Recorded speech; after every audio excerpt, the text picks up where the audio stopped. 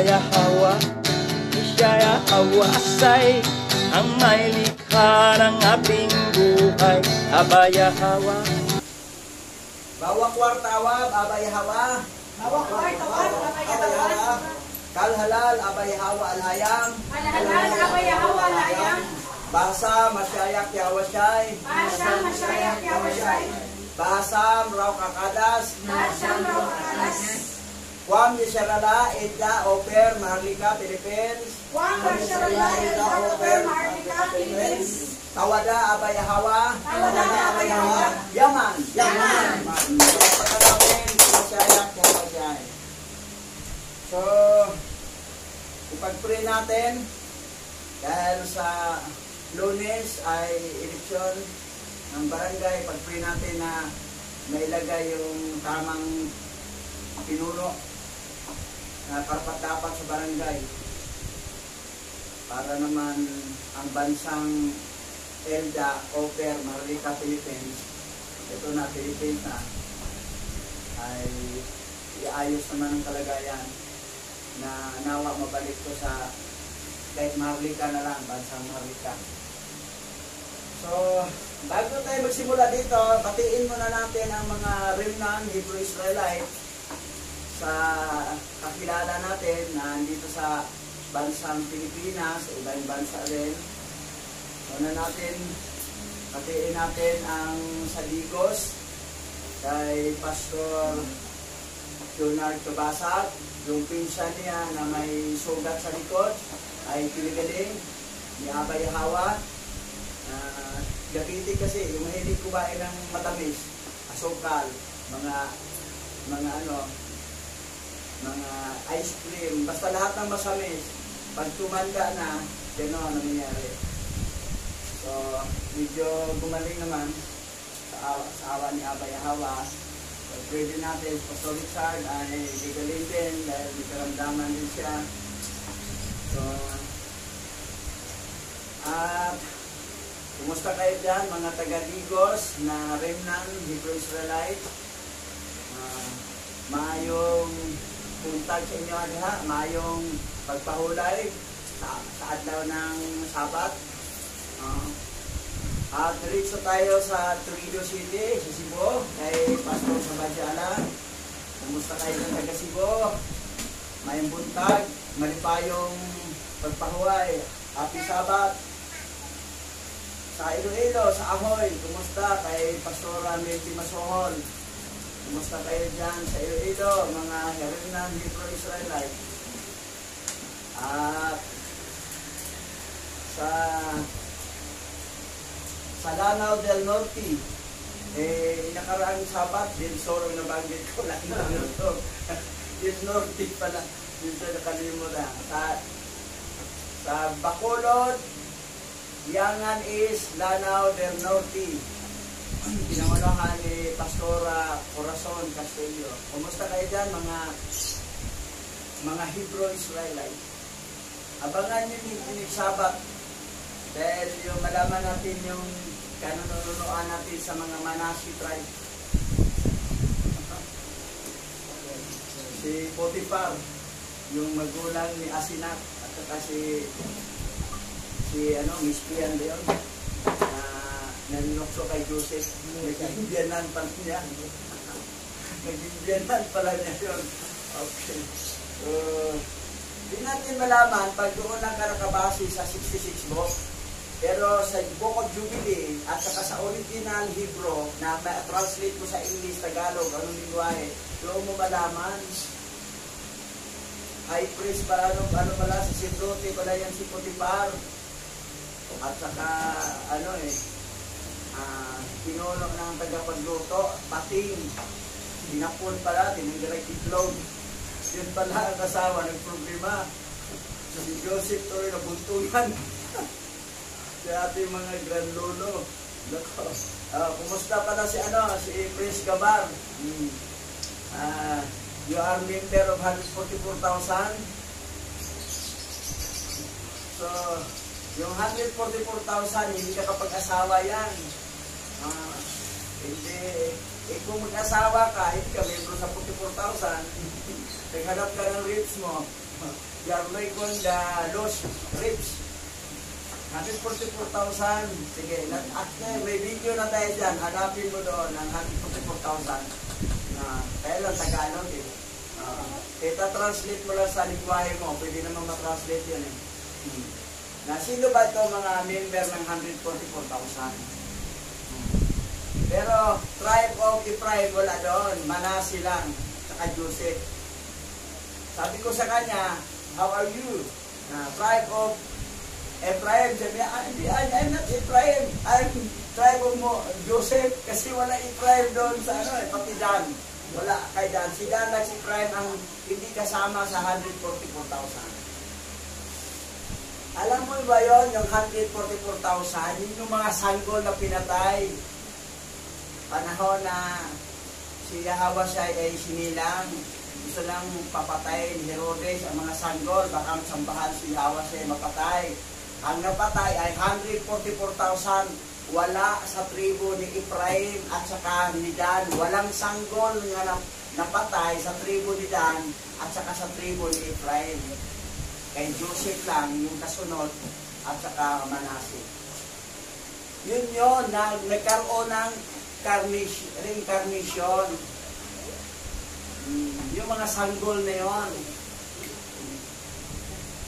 Yan yung member ng 144,000. Membro din sa choir. Sila lang nag-alam sa awit. Awit na wala kang katulad. Wala nang higit sa'yo. Wala kang katulad. Walang katulad ka. So, okay. Patayin natin siya sa ating tribe of Judah. Si Isaiah Yasharala. Nag-PM siya sa akin through video. How are you? Akia, tribe of Judah. Isaiah Yasharala. Si Isaiah naman, Jeremiah, Israel. So, isa rin ng mga Hebrew Israelites sa tribe of Judah. At saka si Michael Whitefeld. Yan. How are you? They were living in the USA. Sila yung mga apo-apuhan na bininta sa stock market. So, yan ang mga tribe ng Judah na talagang pinakawawa talaga ng mga European. Mga lahi ni Japhet at saka lahi ni Esau. Okay. Ngayon, simula na tayo. Tapos na opening prayer natin.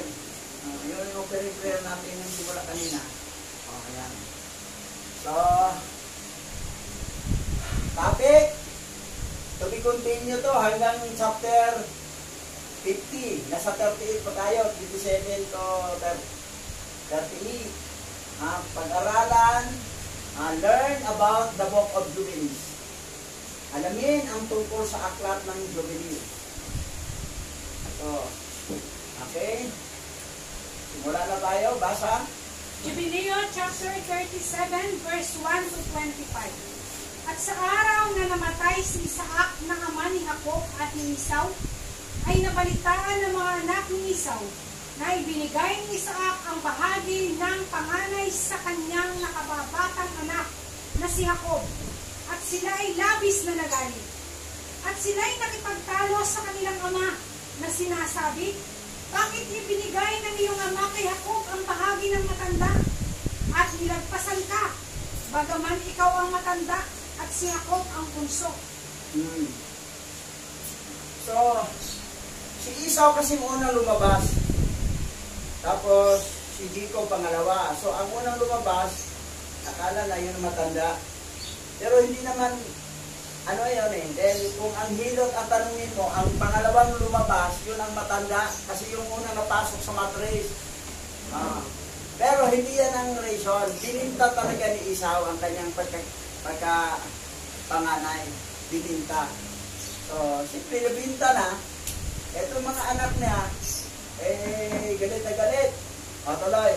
At sinabi niya sa kanila, Dahil ipinagbili ko kay Jacob ang aking pagkapanganay sa isang maliit na butil ng lentehas, at ng araw na ako'y sinugo ng aking ama upang manghuli at magdala sa kanya ng makakain at pagpalain niya ako. Siya ay dumating na may dalang daya at dinalhan ng aking ama ng pagkain at inumin, at pinagpala siya ng aking ama at inilagay ako sa ilalim ng kanyang kamay. At ngayon pinasumpa tayo ng aming ama, ako at siya, na hindi gagawa ng masama laban sa kanyang kapatid. At tayo ay magpapatuloy sa pag-ibig at sa kapayapaan, bawat isa sa kaniyang kapatid. At huwag nating gagawing masama ang ating mga lakad. Okay. Kayo mga nanonood sa YouTube channel, yung mga mahina sa theology, hindi nakaintindi, ang akala nila mali si Jacob. Tama si Esau. Dahil si Esau nanglilang daw. Niluko daw, kinuha daw ni Jacob ang pagkapanganay at saka yung basbas. Alam niyo kayong nanonood, napanik kayo kay Esau. Mag-aral pa more kayo. Hindi nyo naintindihan.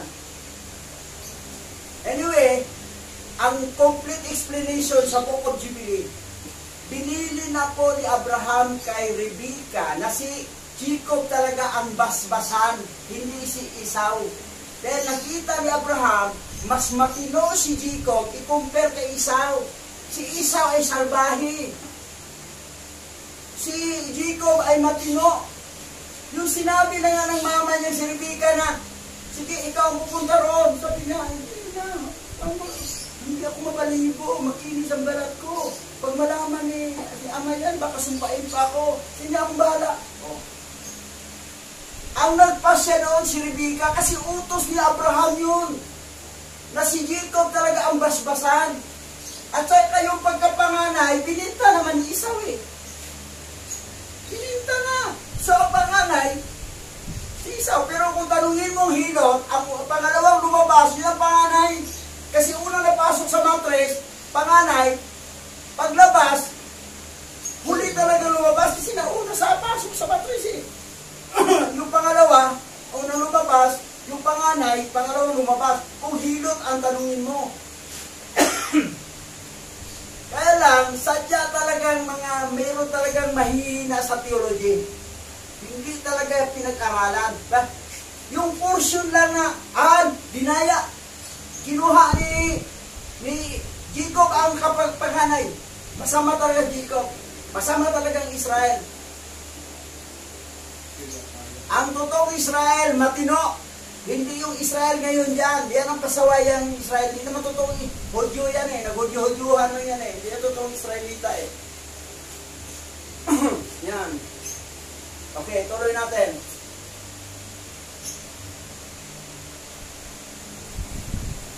At kanilang sinabi sa kaniya, hindi ka namin didinggin upang makipagpayapaan sa kanila. Sapagkat ang ating lakas ay higit kaysa kanilang lakas, at tayo ay higit na makapangyarihan kaysa sa kanila.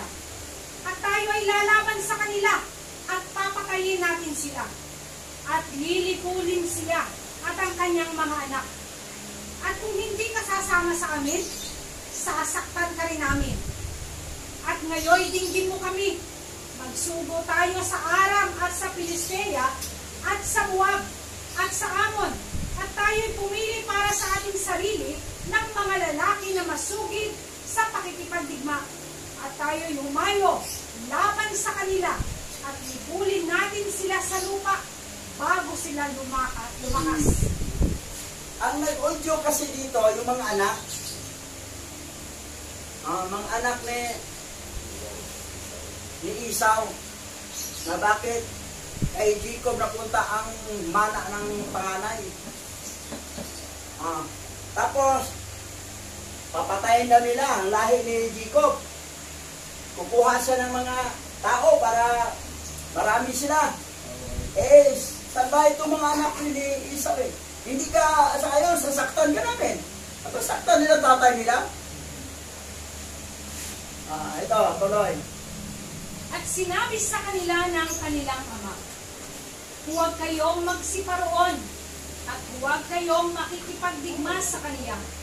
Baka kayo'y mabuwal sa harap nila.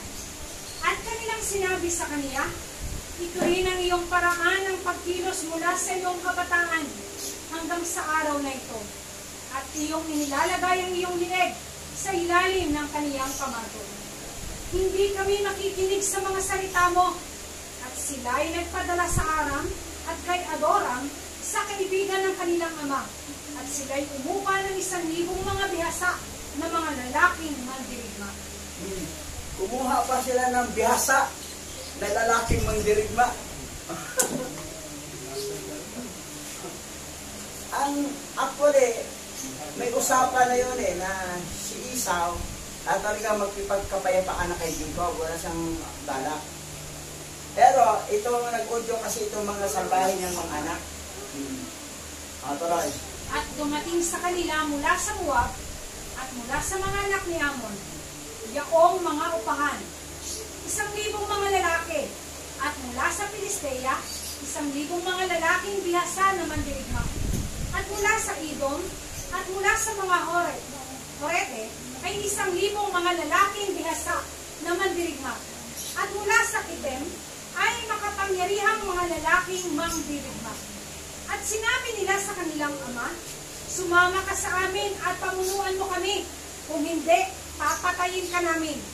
At siya ay napuno ng galit at galit nang makitang pinipilit siya ng kanyang mga anak na mauna sa kanila upang pamunuan sila laban kay Jacob na kanyang kapatid. So, napilitan si Esau. Kasi itong anak, salbahe din yun Sabi niya, papatay ka namin kung hindi ka sumunod. Kumuha sila ng 4,000 lahat 1,000 bawat nila, mabihasang mandirigma. Pero mo, bihasang mandirigma. Ito nagbagong isip ni Esau na bihasa para mas matibay tayo, magbuwan, sige. Ito na nangyari kay nagbago ng isip ni Esau. Nakumbinsi na, tuloy. Dadapot pagkatapos ay naalala niya ang lahat ng kasamaan na nakatago sa kaniyang puso laban kay Jacob na kaniyang kapatid. At hindi niya naalala ang sinumpaan na kaniyang ipinangako sa kaniyang ama at sa kaniyang ina na hindi siya mag-iisip ng masama sa lahat ng kaniyang mga araw laban kay Jacob na kaniyang kapatid. At sa kabila ng lahat ng ito, hindi alam ni Jacob na sila ay darating laban sa kanya sa pakikipagdigma. At siya ay nagdadalamhati para kay Leah na kanyang asawa. Hanggang sa sila ay malapit na sa Tore, kasama ang 4,000 bihasa na mandirigma. 4,000 bihasa na mandirigma. Nakaibinsi si Esau. Nadigmain na nila si Jacob. Kasi 4,000 sila lahat. Nagdadalamhati pa pala siya ng time. Tayo naman si Jacob, namatay si Leah. Nagdalamhati, namatay si Leah So, ang natira niyang asawa, si si Silpa na lang. Kasi si Bilha, di na nisilpingan. Si Igat yun Diba? Si Rubin. Si Rubin naman, babaero. O yan. So, eto ngayon, nagdaramhati kasi si Leah, nakita niya, si Leah ay magandang ugali pala to. Oo. I-compare sa ugaling ni Raquel. Sa nakaraang sabat yun, tinuro natin ang karakter ni Leah, grabe kabait pala si Leah. Ayan. Ayan, tuloy natin. At ang mga tao sa Hebron ay nagsugo sa kaniya na nagsasabi, narito, ang iyong kapatid ay naparito laban sa inyo na may 4,000 na may pikis ng tabak at sila ay may dalang mga kalasag at mga sandata. Sapagkat kanilang iniibig si Jacob ng higit kay Esau. Kaya't sinabi nila sa kanya, sapagkat si Jacob ay isang mas mapagbigay at mawaing tao kaysa kay Esau. Ngunit hindi naniwala si Jacob hanggang sa malapit na sila sa Tore. Makita mo yung karakteran, dalawa ang taga-Hebron, nakita nila, okay ang karakter ni Jacob. maawain, mapagbigay. I-compare kay Esau. So, mabait talaga to si Jacob. Sabihin niyo siya kung manaraya, hindi niya siyang nagpakana doon. Si Abraham, inutusan si Rebecca na kailangan ito ang mabasbasan dahil ito talaga ang magmana sa lahi ni Abraham. Hindi ito, kasi ibang tatay ito mamaya madiscuss natin ibang tatay ito. So, kita mo, mga tao nga, doon sila panig kay Jacob, i-compare kay Esau, dahil mapagbigay at maawaing tao, si Jacob, compare kay Esau. Ngayon, hindi niya naniwala si Jacob na darating yung kapatid mo, didigmain kayo. Sabi niya, posible na may sumpaan na kami dito Ayong, malapit na sa tore, doon ang nalaman. Ito. At kaniyang binuksan ang mga pintuan ng muog. At siya'y tumayo sa mga kuta at nagsalita sa kaniyang kapatid na si Esau. At nagsabi, dakila ang kaaliwan na iyong naparito upang aliwin ako dahil sa aking asawa na namatay. Ito ba ang sinumpaan na iyong isinumpa sa ating ama at sa ating ina bago sila namatay? Sinira mo ang iyong pangako sa ating ama, ay hinatulan ka. Yan. Ito lang. At pagkatapos ay sumagot si Esau at sinabi sa kanya, kahit ang mga anak ng tao o ang mga hayop sa lupa ay walang anumang sumpa ng katuwiran na sa panunumpa ay kanilang isinumpa magpakailanman. Ngunit araw-araw ay nag-iisip sila ng masama laban sa isa't isa. At kung paano mapatay ng bawat isa ang kanyang kalaban. At kinapoportan mo ako at ang aking mga anak magpakailanman.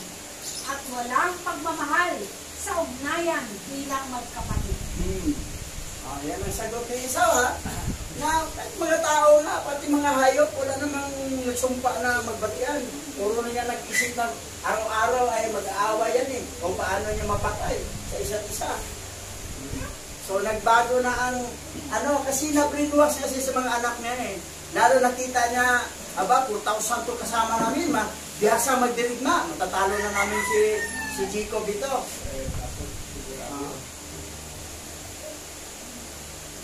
Tuloy. Tingin mo ang mga salitang ito na aking ipinahahayag sa iyo. Kung ang baboy ramo ay makapagpapalit ng kaniyang balat at maging malambot ang mga balahibo nito na parang balahibo ng tupa, kung ito ay makapagpapausbong ng mga sungay sa kaniyang ulo na gaya ng mga sungay ng usa o ng isang tupa, kung magkagayon aking tatanggapin na magkapatid tayo. At kung ang mga dibdib ay maghiwalay sa kanilang ina, sapagkat hindi ka naging kapatid ko. Sinabi ni Esau na hindi sila magkapatid ni Jacob. Sino pala ang ama ni Esau? Ang sagot, si Mastima, ang ama ni Esau, the fallen archangel, Satan. Yan, ngayon. Pero sabi ni Esau, kung ang baboy ramo magpalit ng balat tulad ng tupa o magkaroon siya ng sungay tulad ng usa o tulad ng tupa, ay tanggap ko magkapatid tayo. Meron bang baboy ramo na magkakasungay katulad ng usa, katulad sa Bisaya pa, katulad ng binaw, katulad ng tupa na may sungay? Tapos sabi niya, kung magkagayon, tatanggapin, kung mangyari. Sabi naman niya, at kung ang mga dibdib ay naghiwalay. Hindi ba yung suso ng magulang, hindi naman talaga isa yan, hiwalay. Hindi naman talaga, walang suso, nasa dibdib na isa lang, dalawa talaga yan, hiwalay. Sabi niya, sapagkat hindi ka naging kapatid ko. Sapagkat hindi ka naging kapatid ko. Inamin ni Esau na hindi sila kapatid ni Jacob. Magkaiba ang kanilang ama. Eto pala, ipoprove natin to. Si Mastima talaga ang tatay ni Esau. Isang archangel Satan, na fallen angel. Basa. Mastima, Hebreo, mastima. Diis, misitima, o mansimat, ay ang nahulog na arkanghel na makikita sa aklat ng Jubilees. Nakiusap siya kay Alahayam na pahintulutan ang mga demonyong espiritu ng mga patay, Nephilim, na manatili sa planeta Earth upang mapasama at mailigaw nila ang mga tao bago ang paghatol. Dahil may malaking kasamaan sa mga tao, pinatulan ni Alahayam ang lahat ng mga demonyo na bumaba sa kahatulan maliban sa isang ikasampo na maaaring manatili. Babasa sa Jubilee ha, basahin natin yan. Kasi bukod Jubilee ang pinag-aralan natin. Si Mastima nag-request talaga. Kasi lahat ng mga fallen angel, binagsak mo sa, si Gadriel, si God, sikat si God eh, sinamba ng lahat ng mga tao, my God, si Gadriel yan. Binagsak, nalaglag sa 1,000 taon, puro laglag. Makawala yan in the middle of the 7 years tribulation. Makawala siya sa bottomless pit, siya ang makapatay sa 2 witness. Itong 4 naman, si Asper, Pinimwe, Kasadya, at saka si Jikon, sila yung kinulong doon sa Ilog Euphrates. Ngayon, pag matuyo ang Ilog Euphrates, makawala yung 4. At sila ang maggulong ng mga malalaking bansa na may mga nuclear weapon na maggira at mamatay ang 1/3 na mga tao sa buong sanlibutan. 1/3 ang mamamatay sa gira na yan. Mukhang malapit-lapit na yan. Kasi natuyo na ang Ilog Euphrates. Baka nakawala nitong 4 na angel. Pero si Gadriel wala pa. Si God, nasa ano pa? Laglag pa siya. Sa middle in tribulation niya siya, sa 7 years, sa kaligitaan ng 7 years tribulation, siya makalabas. Ngayon, si Mastima nag-request na huwag sa ilaglag doon. At yung mga 10% na mga demonyo, ang 90% lang itilulong, ang 10% kasama niya para mailigaw nila ang mga tao bago ang paghatol. Tingnan natin ha, Jubilee yun, binanggit. Kasi dito sa Book of Enoch, binanggit kasi dito na hindi talaga sila allow dapat. Basahin natin Book of Enoch. Enoch chapter 40 verse 7.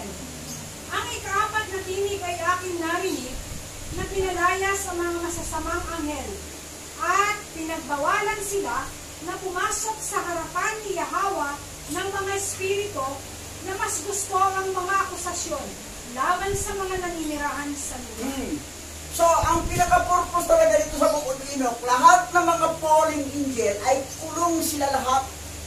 Pati mga demons, yung mga Nephilim na namatay sa baha, evil spirit yung espiritu nila, kulong lahat yon. Pati yung anak ni Lilith at saka ni Samael, na bawat araw ay mga anak sila ng 100 demonyo, kulong. Pero nag-request ito si Mastima na yung 10% lang ang kasama niya. Punta tayo ha sa Jubilee. Dito, Mastima mga tayo. Basa. Mastima. Mastima, Hebreo, mastima, diis, misitima, umansimat, ay ang nahulog na arkanghel na makikita sa aklat ng Jubileo. Nagsusumamo siya sa Alahayam na pahintulutan ang mga demonyong espiritu ng mga patay na Nephilim na manatili sa planetang Earth upang sila ay pasamain at mailigaw ang mga tao bago ang paghatol. Sino ang nagpasimuno ang mga tao ay pasamain? Ito si Mastima at saka yung 10% ng mga demonyo. Mabasa sa Book of Aklat ng Jubileo. Ngayon, dito na sa Aklat ng Jubileo. Basa. Jubileo chapter 10 verse 8. At ang pinuno ng mga espiritu, si Mastima, ay dumating at nagsabi, Yahweh, manlilikha, hayaan ang ilan sa kanila na manatili sa harap ko at makinig sila sa aking tinig, at gawin ang lahat ng aking sasabihin sa kanila, sapagkat kung ang ilan sa kanila ay hindi maiiwan, at hindi ko maisasagawa ang kapangyarihan ng aking kalooban sa mga anak ng tao, para sa ang mga ito ay para sa katiwalian at pagkaligaw sa harap ng aking paghatol, sapagkat malaki ang kasamaan ng mga anak ng tao. Yan. Jubileo to ha, chapter 10 verse 8, na nag-request si Mastima kay Yahweh na pahintulutan sila kasama niya ang 10% ng mga demonyo para guguluhin niya ang mga tao, linglangin niya ang tao. Kasi ang lahat ng mga fallen angel ay kulong na lahat. Siya lang, nag-iisang pinabigyan at saka yung 10% ng mga demonyo. Kasi siya yon ang Satan na fallen angel na nag-akusa kay Job. Sabi ni Yahweh, tinan mo sa lupa, yung isang anak ko, si Job. Walang katulad, sabi niya. Kaya lang, kasi pinagpala mo, subukin mong pahirapan yung buhay na. Diba, sumpain ka niya. Si Mastima yun, yung sabi ni Yahweh, anong gawa mo ito, Satanas? Ito, paakyat pababa. Si Mastima yun. At si Mastima rin, ang nag-sol din, nag-request doon kay Yahweh na ihandog si Isaac na parang tupa na katayin, na susunugin. Alam naman ni Yahweh ang panampalataya ni Abraham na matibay. Sige, subukan. Ihandog sana. Sinunod. Pero hindi nahandog kasi may tupa namang ang ulo ay nasabit sa sanga. Ayun, hinandog. Si Mastima yun. Ngayon, may kasamang mga 10% na mga demonyo yun. Sila yun. Ngayon, may nasa video. May nasa video na sumisiping si Mastima sa babae. Natulog. Sabi nga niya na, totoo pala yan, oo. Yan ang ginawa ni Mastima. Lalo na yung mga babae na hindi nag-underwear. Nako, sisipingan din ni Mastima, magkaanak kayo. Yung sa Jessica Soho, di ba? Nanglaba siya, hindi, walang underwear, naglaba. Yung nanganak siya, iba ang kambal, iba ang mukha ng isa, iba ang mukha ng isa. Ang tatay doon, si Mastima yung isa. Kasi worldwide ang ikot ni Mastima buong mundo Walang pinipili kahit kanino. Kasi kayo nanonood sa YouTube channel, kayong mga babae, lagi kayong mag-underwear. Dahil papasukay kayo ni Mastima, lalo mag-inlove sa si Mastima na yan. Nako. Magkaanak ka ng kambal na magkaiba ang mukha. Sabi niya, bakit pogi itong isa? Kasi pangit. Kasi pogi yung fallen angel Wapo yan sila Ngayon, tuloy natin. Yan si Mastima. Mastima. Di ba pogi? Okay, tango si Midong. Balat. Yan si Mastima. Mastima. Ayan. Ngayon, ang anak niya, ito si Esau, anak ni Mastima. Ito si Jacob, anak ni Isaac. Anong sinabi ng Romans 9:13? Basahin natin. Dito tayo sa original libro. Basa. Romans chapter 9 verse 13. Gaya na nasusulat, inibig ko si Jacob at pinaputan ko si Esau. Kayong mga panig kay Esau, akala nyo si Esau ang matino, si Jacob ang mandaraya. Kasama kayong kapuutan ni Aba Yahweh.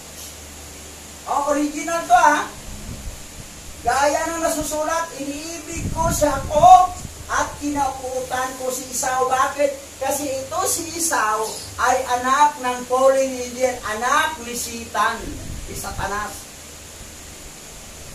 Akala mo isa lang ang Satanas, maraming Lucifer. Yan.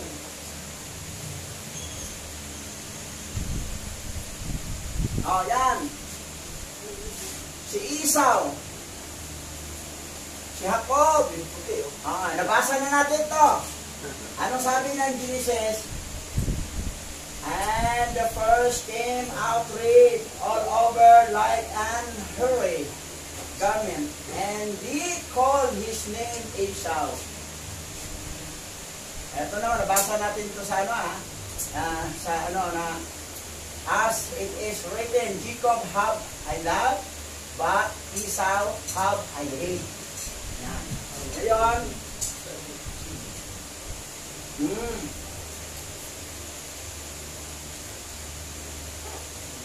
Jacob, anak ni Isaac. Si Esau, anak ni Mastima. Ipo-prove natin ito, ha. Ayan. Magkambal, ha. Magkaiba ang balat. Esau, anak ni Mastima. Jacob, anak ni Isaac. Magkaiba ang ama, isa lang nanay. That's why sinabi dito, kailanman hindi kita kapatid. Kasi iba ang tatay ko. Yan. Basa. Dalawang magkaibang ama. Ngayon, bumalik tayo sa puso ng iyong orihinal na tanong. Maaari bang magkaroon ng dalawang magkaibang ama ang isang chimera? Posible ito sa teorya. Gaya na napag-usapan natin, ang chimera ay isang magandang halo ng dalawang fraternal twins. At ito ay posible para sa fraternal twins. Binanggit na, according to the science, na mayroon talagang kambal, isang nanay, isang matris sa pinagalingan, dalawang tatay. Iba ang tatay yung isa, iba ang tatay yung isa. Kambal yan sila. Ang tawag doon ay chimera. Chimera. Ang tawag. So, chimera, si Esau at saka si Jacob. Iba ang tatay. Yan. Tulad dito. Tingnan mo, ha. Kambal, magkaiba ang itsura. Mother give birth to twin with different father. Different father, mag-iba ang tatay ko, ibang tatay, pero isa lang pinagalingan ng nanay.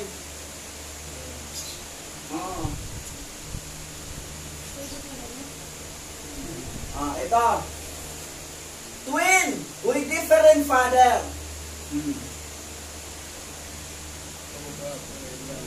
Ito. Twin can have different father. Kambal, ha? Iba ang tatay nito, iba ang tatay nito. Ito yung chimera. Chimera silang dalawang tawag. Pero ito yung anak ni Mastima. Kasi nakasingit si Mastima sa nanay nito. Ito ang anak ng asawa, husband ng babae. Ito nakasingit itong tatay nito. Napanood nyo sa YouTube? Na-video yun sa FB. Natulog yun sa sinipingan. Sabi niyo, totoo pala sinabi mo. Sabi ng science kasi. At saka mismo yung kay Jessica Soho, sinabi na, yung interview niya na ang nanay ng anak ng kambal, iba ang tsura ng isa, ibang tsura isa. Dahil doon pala na naglabas na sa ilog, walang underwear, habang naglaba, ay naku, tinana naman ni Mastima. Sabay talaga siya. Sabay talaga, satanas eh. Satanas eh. Kita mo yung ugali ni Chico, pati mga anak niya. Mga salbahe, kasi salbahe yung tatay nila eh. Ay yung piging Israel, sino ba ang tatay nila? Si Esau yan eh. Pati nga mo salbahe, kawawa ito ng mga Palestinian. Palestinian, lahi yan ni Abraham at saka ni Keturah. iba ang Palestine ha, iba ang Palestinian. Palestino, iba ang Palestine. Kasi yung Palestine, yung pinakapinuno nila doon na higante si Gulayat. Iba yun sila, talaga silang nangangagaw ng lupa yon talaga. Pero itong Palestine, nasa kanila, aba itong kunwaring Hebrew, sila ang nangangagaw ng lupa, halos naubos na. Itong Gaza, ang kinano nila, palayasin na ano, i-occupy na nila. Pati yung West Bank, hindi naman sa kanila yun, sa Palestine, inagaw na, ubos. Yan, pag matayo na nilang 13 po, lalabas na ang anti-Messiah na sa Bible ng Babylonian, Antikristo. Sino yan? Lahi ni Mastima yan.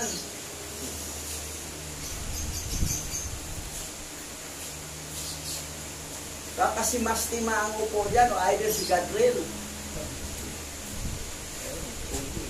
Yan ang nangyari.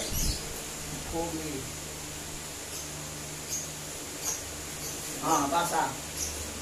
Ang mga Pranses, Ruso, silangang Europa at European Amerikano ay pawang mga Idumita, mga inapo ni Isaw.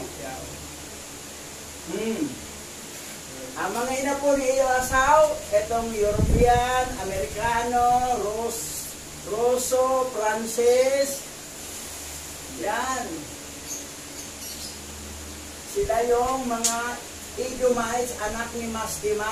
Ito pa, basa. Ang panganay ay si Amalek, na tinatawag nating mga Hudyo ngayon. Gayon din ang mga Griego at ang mga Romano ay mga Edomita, ang mga inapo ni Isaw. Si Teman, isa sa mga anak ni Isaw, ay ang mga Aliman. Sa makatuwid, ang mga Aliman at ang mga Hudyo ay isang tao. Pareho silang mga anak ni Isaw, mga Edomita. Ano sa English ng Aliman? German o Aliman. Ito si Amalek, panganay na anak ni Isaw to. Ito si Tima. Sila yung nagsulsul sa tatay na digmain natin yung kapatid mo. Patayin natin sila. Kaya mas malakas tayo sa kanila. Yan ang gusto nila. Ito mga lahi ni Amalek na tinatawag nating mga Hudyo ngayon, yan sa Israel, mga lahi ni Amalek yan, na anak ni Isaw. Isaw na sila ay mga Edomites. Ito si Tima, ito mga salbahe ito matino din yan. Kumuha silang 4,000 lahat na bihasa sa pandirigma. Tingnan natin kung wala silang binatpat sa mga ni Jacob tingnan natin ha. Ayan, mga Edomites. Edomites, occupied Israel. Ito. Ito yung totoong mga Hebrew, Israel sa tribe of Judah. Ayan, ito yun ha. European, may kunwaring Hudyo. Mga Edomites yan. Ito, mga lahi ito ni Amalek, na panganay na anak ni Isaw. Di ba? Yung 70 AD, nilosob ng Roman Empire, na alis ang mga Diyo, mga kulay na black. Pero ang pumalit, ito na puti. Kasi mga Aliman to, German.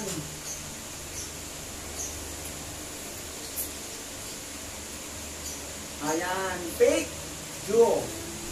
Fake yan sila. Ito ang true Jew. Yan ang totoong Jew. Yan.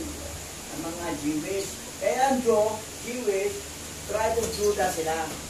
Iba naman tayo mga tribe Sila tribe of Judah. Yan ang tribe of Judah. Yan ang mga balat. Ngayon, basa. Ayun, nabasa na ito pala. Ito ha. Sa Esdras. Mayroon ata na-translate ko dito. Ayan, ito. Sige. Ikalawang Esdras, chapter 6, verse 9. Sapagkat si Isaw ang katapusan ng sanglibutan, at si Jacob ang pasimula nito na kasunod. Si Isaw ang mag-in ang mundo.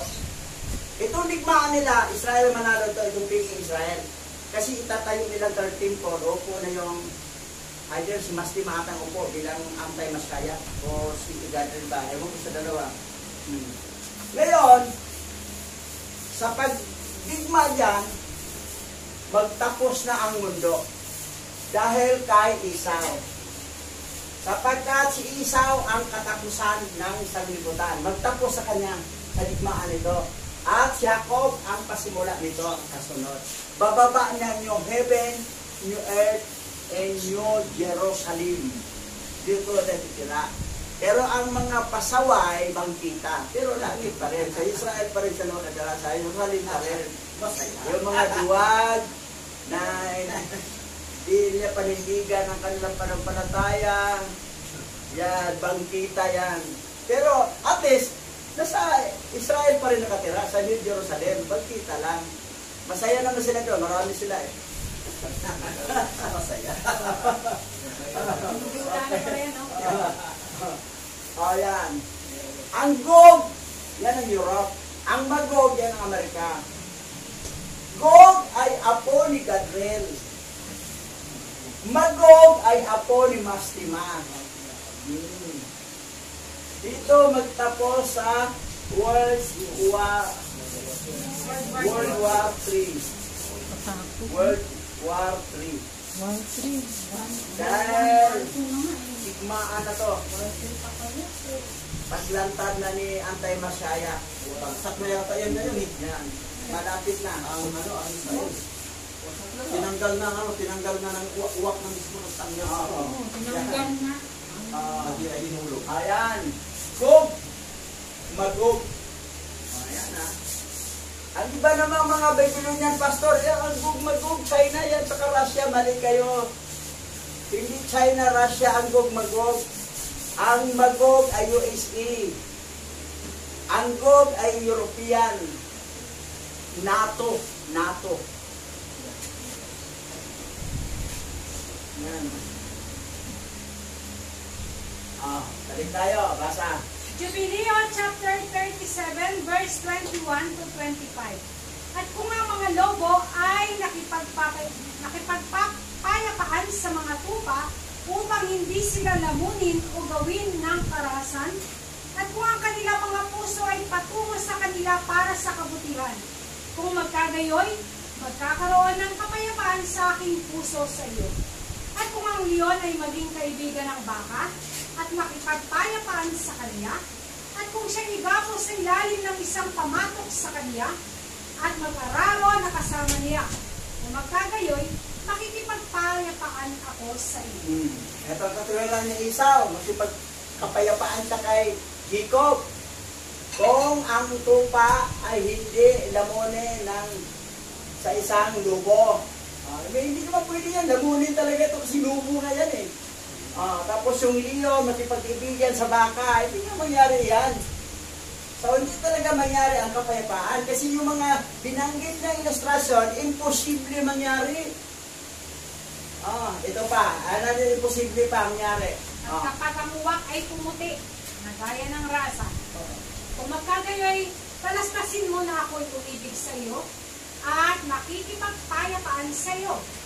Ikaw ay bubunutin, at ang iyong mga anak ay mabubunot, at hindi magkakaroon ng kapayapaan sa iyo. Magkapayapaan ako ng uwak ay pumuti. Imposible ang uwak pumuti. Walang uwak na puti. Itim talaga yan. So, hindi talaga mangyari. Sabi niya, sige, makikapagkapayapaan ako sa iyo. Diko. Kung ang uwak pumuti. Hindi na mangyari nga eh. So, talagang, sabi niya, hindi magkaroon ng kapayapaan sa iyo. Hindi talaga. Kaya gusto niya, ay ikaw ay bubunutin. At ngayon, ang anak mo, so, bigma talaga sila. Ngayon, ito na ngayon. At nang makita ni Jacob na siya ay napakasama sa kaniyang puso, at ng kaniyang buong kaluluwa upang patayin siya, at na siya ay dumating na bumubulusok na parang baboy ramon na dumarating sa sibat na tumutusok at pumapatay ito. At hindi umiwas dito. Pagkatapos ay sinabi niya sa kanyang sarili at sa kanyang mga tagapaglingkod na dapat nilang salakayin siya at ang lahat ng kanyang mga kasama. Yan. So, naisip na ni Jacob na wala na talaga. Gira na talaga to. Salakayin na natin to sila. Pero dami na, 4,000 din na. Kung i-compare natin na Jacob, ilan lang sila eh. Yan. Tuloy. Jubileo chapter 38 verse 1 to 24. At pagkatapos noon ay nagsalita si Huda kay Jacob na kanyang ama at sinabi sa kanya, iyukumang iyong busog, ama, at ipadala ang iyong mga palaso at ibagsak ang kalaban at patayin ang kaaway. At naway magkaroon ka ng kapangyarihan sapagkat hindi namin papatayin ang iyong kapatid sapagkat siya ay kapatid mo at tulad mo. At ibigay namin sa inyo itong karangalan para matapos na ang kanyang kasamaan. Si Huda yan ha. Si Huda, si Ama. Yung busog mo, yung panak mo, yuko mo. Kasi nasa taas sila eh. Tuturi. Babanda, yuko mo ha. Padala mo yung palaso mo. Ayan, ito na ngayon. Tira na to ha. Tuloy. Pagkatapos ay ibinaba ni Jacob ang kanyang busog at ipinadala ang palaso at tinamaan si Esau na kanyang kapatid sa kanyang kanang dibdib at napatay siya. At muli siya nagpadala ng isang palaso at tinamaan si Adoram na Arameyan sa kaliwang dibdib at napaurong siya at napatay siya. At pagkatapos ay lumabas ang mga anak ni Jacob, sila at ang kanilang mga lingkod na hinati ang kanilang mga sarili sa mga pangkat sa apat na tagiliran ng tore. Yan, ito na, Gira. Sino mo, mahusay madirigma. Anong una, tira? Yung tinira ni Jacob, natamaan si Esau. Ano niya kay Esau? Ito. Natamaan sa kanang dibdib. Patay. Napatay siya. Ito namang assistant, itong si Adoram, na taga-Amir yan, natamaan sa kaliwang dibdib. Napatay din. Tapos, may kasama silang 4,000 na bihasa. Tingnan natin ha. Lumabas na si Judah. Tingnan mo, lumabas na sila ha. Basta. At si Huda ay lumabas sa unahan. At si Nephtali at si Gad nakasama niya. At 50 lingkod nakasama niya sa dakong timog ng Tore. At kanilang pinatay ang lahat na kanilang nasumpungan sa harap nila. At walang sino man sa kanila ang nakatakas. At si Levi at si Dan at si Aser ay lumabas sa dakong sinanganan ng loob. At 50 lalaki na kasama nila. At kanilang pinatay ang mga lalaking mandirigma ng Moab at Ammon. Yan ba sinabi nila biyasa magdirigma? Wala pala kayo binatuan sa mga anak ni Jacob. 50 lang sila katao. 50 lang samantala. Tag silibo-libo yung mga 4,000. Tag 50 katao. Dalawa sila, 53. Versus 1,000. Itong lolo mo.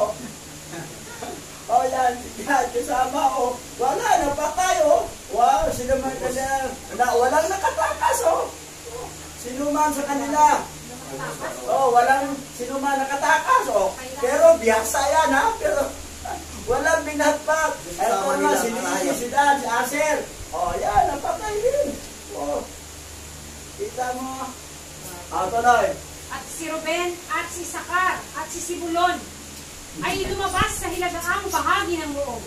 At 50 lalaki ang kasama nila. At kanilang pinatay ang mga lalaking mandirigma ng mga Pilisteo. At si Simeon at si Benjamin at si Enoch na anak ni Ruben ay lumabas sa dakong kanluran ng Moab. At 50 lalaki na kasama nila. At kanilang pinatay ang mga Edom at ang mga Horeteo na 400 lalaki.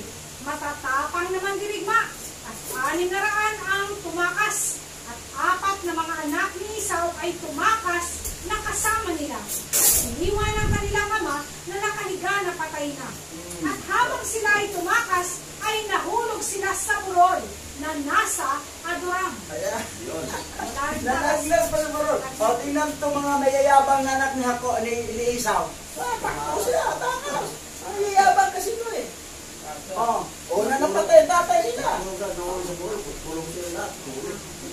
Ayan, inaasa sila na biyasang madirigma, 4,000. Oo. Tapos samantala, 6 na katakas, iba napatay. Samantala, 50 lang katao ang mga alalay nila sa mga anak ni Jacob versus ng 1,000 mahigit, sama ng anak na ano. Eh siyempre, kasama nila ang angin tumutulong sapat eh. So, hindi talaga. Hindi nakatakas, naglag mo. Biyasang madirigma, pinagyabang nila. Wala sila binatbat sa mga anak ni Jacob. Tuloy. At hinabol sila ng mga anak ni Jacob hanggang sa kabundukan ng Sir. At inilibing ni Jacob ang kanyang kapatid sa burol na nasa Aduram. At siya'y bumalik sa kaniyang bahay. At nahuli ng mga anak ni Jacob ang mga anak ni Esau sa kabundukan ng Sir. At iniyuko ang kanilang mga leeg, na anupat sila ay naging mga alipin ng mga anak ni Jacob. At sila ay nagpadala sa kanilang ama upang magtanong kung dapat ba silang makipagkasundo sa kanila o papatayin sila. Yan. Wala. Yung mga mayayabang na malakas daw sila, tingnan mo lang, huli. Kasi nandoon yung protection ni Hawa sa mga lahi ni Jacob. Hindi kay Esau. Eh, siyempre si Esau naman, anak naman ni Bastimaya, walang binatbat yan. Tuloy. At si Jacob ay nagpadala ng salita sa kanyang mga anak na sila ay makipagpayapaan sa kanila. At inilagay ang pamatok ng pagkaalipin sa kanila. Nanupat sila ay nagbabayad ng buwis kay Jacob at sa kanyang mga anak na lalaki palagi. At nagpatuloy sila sa pagbibigay ng buwis kay Jacob hanggang sa araw na siya ay lumusong sila sa Egypto. Matinti lang yung pumunta na sila sa Egypto kasi tagutom na eh. So yan, nagbabayad sila ng buwis tuloy sa mga anak ni Jacob, itong mga anak ni Esau. Yun ang napala sa kanila. Iyabang. Yan. Kasi akala nila makapangyarihan sila. Sinabi na nga ang ama na binita ko ang pagkapanganay. Saka may usapan na kami ng tupay-pasa. Hindi ka sumunod, papatayin ka namin. Yan ngayon, napala. Itong Amalek. Yung mga lahi ngayong piking Israelita, mga Amalek yan. Mga mayayabang. Kawawa ng mga Palestinian, yung mga bata doon, inaawa ko. Ito naman mga Babylonian, akala nila totoong Hebrew-Israelite yan. Pangalan lang nakuha nilang Israel, pero ang nakatira hindi totoong Israel yan. Parang katulad sa Bible, nakuha lang yung Bible, pero pinapalitan nila pangalan ng Paul and Injil. Wala na ang totoong pangalan ng Creator. Ang Bible, nakuha, pero pinalitan. Ang bansang Israel, yung lupa, at saka pangalan Israel, nakuha, pero ang nakatira, hindi totoo Israelita. Mga anak ni Esau yun, mga lahi ni Amalek, na mga yayabang. Tuloy. At ang mga anak ni Edom ay hindi nakaligtas sa pamatok ng pagkaalipin na ipinataw sa kanila ng mga anak ni Jacob. At itong mga hari na naghari sa Edom, bago maghari ang sinumang hari sa mga anak ni Israel, hanggang sa araw na ito sa lupain ng Edom. At si Balak, na anak ni Beor, ay naghari sa Edom. At ang pangalan ng kaniyang bayan ay Dalaba. At namatay si Balak at si Ubab, na anak ni Zara ng Buser, ay naghari ng kahalili niya. At namatay si Ubab at si Asam sa lupain ng Teman, ay naghari na kahalili niya. At namatay si Asam at si Adat na anak ni Barad, ang pumatay kay Midian sa parang ng Moab, ay naghari na kahalili niya. At ang pangalan ng kaniyang bayan ay Abet. At namatay si Adat at si Salman na taga Amoseka, ay naghari bilang kahalili niya. At namatay si Salman at si Saul. Nang maabot sa tabi ng ilog, ay naghari na kalilinya. At namatay si Saul at si Bailonan, na anak ni Abor, ay naghari na kalilinya. At namatay si Bailonan, na anak ni Akbor, at si Adak ay naghari na kahalilinya. At ang pangalan ng kaniyang asawa ay si Maitabet, na anak ni Matarak, na anak ni Metabetsab. At ito ang mga hari na naghari sa lupain ng Edom. Yan ang mga Edomita, di ba? Di sila nakatakas sa buwis. Di sila nakatakas sa buwis. Nagbabayad sila buwis doon kay mga anak ni Jacob. Yan. Pero yung pagira doon, napansin mo, wala si Jose. Kasi nagbinta na nila sa Ismailita, nandoon na sa Egypt. Kasi ano na lang, si Binhamin na lang, yung bunso. Ang anak ni Ruben isa, si Enoch, pangalan. Enoch. Wala na si Jose. Wala na si Jose. Nasa Egypt na si Jose. Yung bunso si Ruben, si Binhamin, maliit pa. Ayan, sumali niya si Gira. Pero, di ba, natapos. Ang 4,000 na biyasang matirigma, walang binatbat sa lahi lang na tag 50 katao lang ang mga alalay nila. So, pumatak lang ng 200 sa apat na na sulok. South, North, East, West. Apat, tag 50 lang. Samantala, ang kalaban na tag 1,000 kasi 4,000 50 katao versus 1,000. Natalo. Kasi nandoon yung anointing, yung protection ni Abba Yahweh.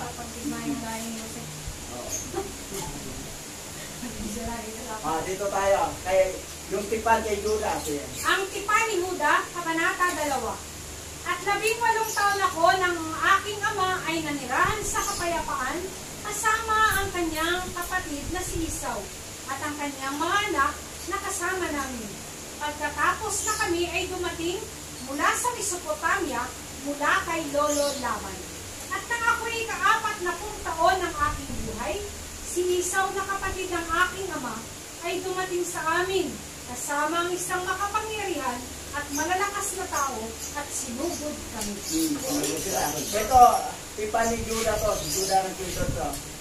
At tinamaan ni Jacob si Esau ng isang palaso, at siya'y dinala na sugatan sa bundok Seir. At habang siya yumayaon, ay namatay siya sa Adoniram. At aming hinabol ang mga anak ni Esau. Ngayon, mayroon silang isang lungsod na may mga pader na bakal at mga pintuang tanso. At kami ay hindi makapasok doon. At kami ay nagkampo sa palibot. At nang hindi sila nagbukas sa amin sa loob ng 20 araw, ako'y naglagay ng isang hagdan. At nakita ako ng lahat. At mayroon akong kalasag sa aking ulo, ay umahon ako. At umahon at sinalakay ako ng mga bato na higit sa 3 talento ang timbang. At pinatay ko ang 4 sa kanilang makapangyarihang lalaki. At si Ruben at si Gad ay pumatay ng 6 na iba pa. Ito si Judah, action star talaga to. 4 na 20 araw 20 days. Nandoon siya sa loob. Inabangan nila. Ano sa loob yun? Anong kakainin nila? Pag hindi makalabas, sumugod agad si Judah. Naglagay ng hagdan. Nag-cover na siya, babato siya. Pero napatay niya yun sa loob. At saka ito naman si Ruben, si Gad. Yan, sinatay. Ito talaga si Judah. Pang-action star talaga si Judah. Nang magkagayo, humingi sila sa amin ng mga tungkulin ng kapayapaan. At na makipagsanggunian sa aming ama, tinanggap namin ang kanilang kahilingan. At binigyan nila kami ng 500 takal ng trigo, 500 takal ng langis, at 500 takal na alak, hanggang sa paggutom, nang kami ay lumusong sa Egypto. Yan. Doon natin siya paglusong na sa Egypto. Balik tayo. Jubileo chapter 35 verse 9 to 17. At siya'y pumasok kay Isaac at sinabi sa kaniya, isang kahilingan ko sa iyo. Isumpa mo si Esau na hindi niya sasaktan si Jacob, ihahabulin man siya ng pagkabuot, sapagkat iyong nalalaman ang mga pag-iisip ni Esau na siya ay masasama mula sa kaniyang kabataan at walang kabutihan sa kaniya, sapagkat ninanais niyang pumatay pagkatapos ng iyong kamatayan. Jubileo 35 ay inatras natin na 9-17. Ano ugali ni Esau masama? Kayo sabihin nyo na, si Esau matino, si Jacob madaraya, baliktad. Yun lang portion na yon ang paniwaagad. Basahin yung entire book at saka itong Jubileo. Malalaman mo, si Jacob napakabait, si Esau ang demonyo. Anak sa limas din ng Satan, ng fallen archangel. Tuloy. At iyon nalalaman ang lahat ng kaniyang ginawa mula ng araw na si Jacob na kaniyang kapatid ay pumaroon sa Haran hanggang sa araw na ito, kung paanong pinabayaan niya tayo ng kaniyang buong puso at ginawa niya sa atin ang kasamaan. Ang iyong mga kawan ay kinuha niya para sa kaniyang sarili at kinuha ang lahat ng iyong pag-aari mula sa iyong harapan. At nang tayo'y magsumamo sa kaniya, kung ano ang sa atin, ay ginawa niya na gaya ng isang taong walang habag sa atin. Tingnan mo to si Esau, salbahe. Biro mo ang kawan ng kanyang kay Isaac. Kinuha niya lahat, pati ang pang-aari, kinuha lahat. Salbahe to si Esau salbahe talaga. Alam ni Abraham yun na hindi matino yan si Esau. That's why nasabi na, binili na ni Rebecca na kailangan ang basbasan si Isaac. Ano yung Isaac? Basbasan ni Isaac ay si Jacob. Ito naman si Isaac, sabi na binasbasan kasi panganay kasi. At saka dinidalhan yung pagkain. Ito. May explain dito. Yeah. At siya ay may kapaitan laban sa iyo. Dahil niyong pinagpala si Jacob na sakdal at matuwid na anak. Sapagkat walang kasamaan si Jacob, kundi ang kabutihan lamang ang nasa kaniya. At mula nang siya'y dumating mula sa Haran, hanggang sa araw na ito, ay hindi niya tayo pinabayaan. Sapagkat dinadala niya ang para sa atin, at nagagalak siya ng buong puso, at nagbibigay siya sa atin ng ating mga pangangailangan, at pinagpapala niya tayo. At hindi humiwalay sa atin mula nang siya ay dumating mula sa Haran, hanggang sa araw na ito, at nananatili siyang kasama natin palagi sa tahanan na nagpaparangal sa atin. Tingnan mo si Jacob, mabait talaga si Jacob. Siya ang nag-supply sa lahat ng pangailangan sa kanyang magulang, kay Rebecca at kay Isaac. Ang layo kay Esau. Kasi kung sino yung tatay ni Esau, demonyo din ugali si Esau. Si Jacob, tatay na si Isaac. Ang tatay ni Isaac ay si Abraham. Matino. Matino. Tuloy. At sinabi ni Isaac sa kanya, ako rin. Alam ko at nakikita ko ang mga gawa ni Jacob na kasama natin. Kung paanong pumupuso niya tayong pinararangalan. Ngunit minahal ko si Esau noong una kaysa kay Jacob, sapagkat siya ang panganay. Ngunit ngayon mahal ko si Jacob kaysa kay Esau, sapagkat siya ay gumawa ng sari-saring kasamaan, sapagkat ang lahat ng kanyang mga lakad ay kalikuan at karahasan. Ano sabi ni Isaac? Noong una, mahal na daw si Esau, mahal niya kay Jacob. Pero ngayon, mahal na niya si Jacob kay Esau. Kasi nakita na niya ang karakter. Kasi ang reason naman ni Isaac na mahal niya si Jacob kasi panganay daw. Nilulutuan yun ng pagkain kasi galing sa bundok na ng hunting na yung pagkain. So, nakita nila ang pagkakaiba sa karakter. Guwapo nga in personality. Pero, pangit ang ugali. Etong itim, maganda ang ugali. Tuloy. At ngayon, ang aking puso ay nababagabag dahil sa lahat ng kanyang mga gawa. At maging siya o ang kanyang bini ay hindi maliligtas. Sapagkat sila yung mga lilipulin mula sa lupa at bubunutin mula sa silong ng langit. Sapagkat siya ay pinabayaan ng alahayang ni Abraham at sumunod sa kanyang mga asawa, sa kanilang karumihan at sa kanilang kasamaan. At ganun din ang kanyang mga anak. Yan, sila Amalek, si Tima, yan, mga anak niya, kasamaan. At saka sa asawa niyang taga, yung mga taga-Hitiyo, mga taga-Kanaan. Tuloy. At inuutusan mo akong mangangako siya na hindi niya papatayin si Jacob na kanyang kapatid. Ngunit manumpa siya ay hindi niya itututo pa rin ang kanyang pangako at hindi siya gagawa ng mabuti kundi kasamaan lamang. Ngunit kung ibig niyang patayin si Jacob na kanyang kapatid ay sa mga kamay ni Jacob ay ibibigay siya at hindi siya makakatakas sa mga kamay ni Jacob. At huwag kang matakot tungkol kay Jacob, sapagkat ang tagapag-alaga ni Jacob ay dakila at makapangyarihan kaysa sa tagapag-alaga ni Esau. Sinabi na ni Isaac na pag hindi ito pa rin ni Esau, ang kapayapaan, ang pagkikapagkapayapaan kay Jacob, ay ibibigay siya. Mapatay talaga siya ni Jacob. Ito nangyari, napatay siya. At sabi niya, hindi talaga niya ito, parang kahit manupa siya, ay hindi niya itututuparin ang kanyang pangako at hindi siya gagawa ng mabuti, kundi kasamaan lamang. Kasi, sino ba tatay ni Esau? Si Mastima. Sino yung Mastima? Satanas. Falling angel. Falling angel. Lumabas talaga ang karakter ng isang tao kung sino ang tatay niya. Ganon. Tapos ito pa, sabi niya rito,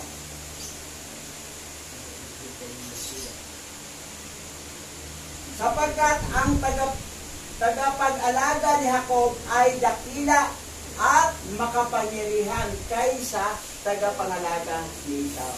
Sino ang tagapangalaga kay Esau? Sino ang tagapangalaga kay Jacob? Alahawa.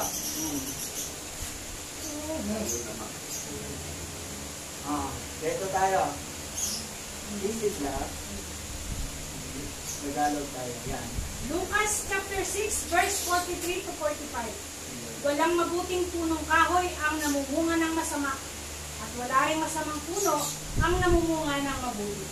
Nakikilala ang bawat puno sa pamagitan ng kanyang bunga, sapagkat hindi makakapitas ng igos sa matitimik na halaman o ng ubas sa mga dawag. Ang mabuting tao ay naglalabas ng mabuti mula sa kanyang pusong sagana sa kabutihan. Samantalang ang masamang tao naman ay naglalabas ng masama mula sa kanyang pusong tigib ng kasamaan. Sapagkat kung ano ang nag-uumapaw sa puso ay siyang sinasabi ng labi. Yan. So makikita mo talaga sino yung anak ng Diablo o anak ng ni Abay Hawa.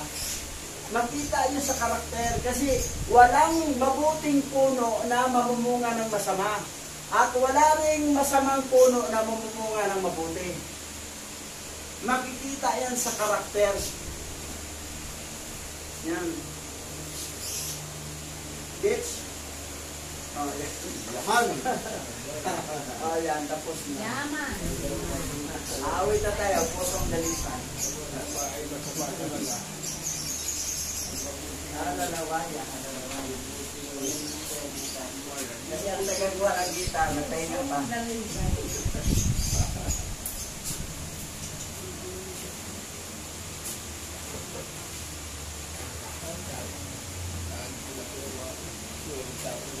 Ang mga anak niya Abay Hawa may pusong dalisan. Mayroon tayong lahat, except sa guitarist. Pusong dalisan ang aking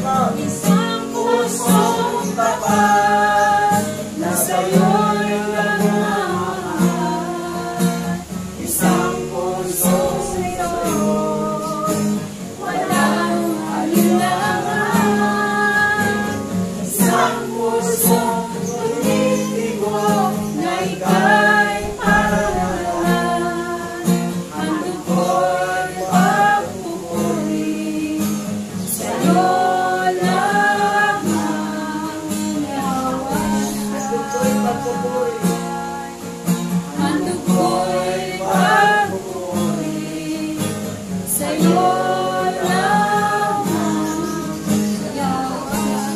Ano ko'y pagpupuri? Ano ko'y pagpupuri sa'yo lamang,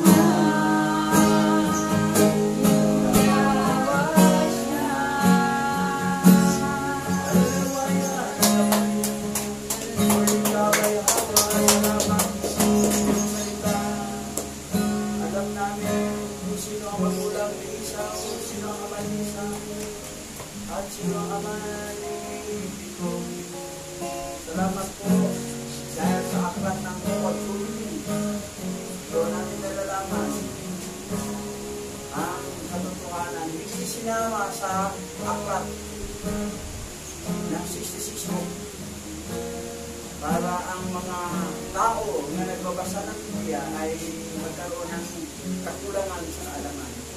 Pero salamat dahil ang aklat pala ng totoong Bible o Tanakh sa mga Hebrew ay 777 books. At ito na kasama sa mga aklat nito na kompleto ang information at kaalaman para kami ay maglilingkod at sambahin ka po. Salamat sa iyo, Ama, sa pangalan ni Maskaya at Yawas dahil yaman.